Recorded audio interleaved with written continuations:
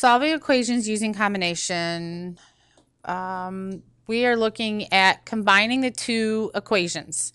We are looking for same terms, same variables, same constants, and actually we're looking for opposite terms, meaning one positive, one negative. So if we look at terms that are similar, 12x and negative 8x are not similar, but negative 14 and negative 14y are similar, but we can combine them if they had opposite values. So in order to do that, we would need to make one of those negative 14y's a positive 14y. And the one way we can do that is to multiply everything in this first equation by a negative 1. Now I could do it in the second equation, but we'll do it in the first one. So knowing that, multiplying everything by negative 1, you have negative 12x plus 14y equals 8. And then we just rewrite the second equation. If you look now, the y's cancel each other out. You're left with x and constants. So we have negative 20x equals 60. Last step, as always, is to divide. In this case, negative 20. And x equals a negative 3. Now, in order to find the value of y, or the solution of the system, the point where the two equations cross each other, we need to plug this value in.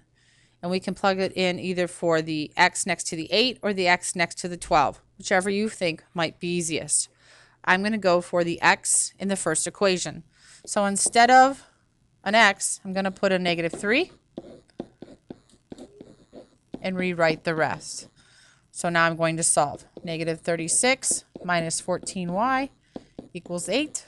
Since I have a negative 36, I'm going to add 36 to both sides. I get a negative 14y equals a 44.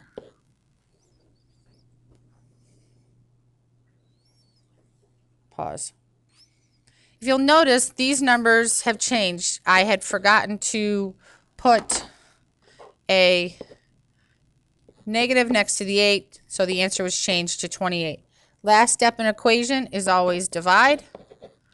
So I'm going to divide both sides by a negative 14. Y equals a negative 2. So the solution to the system, the point where they intersect, is negative 3 comma negative 2.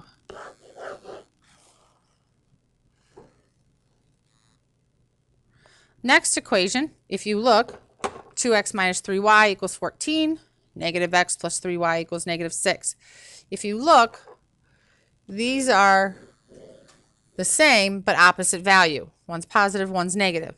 So we can, without any multiplying, simply solve by combining the two equations. The 3y's and the negative 3y cancel each other out. So 2x minus x, that's 1x.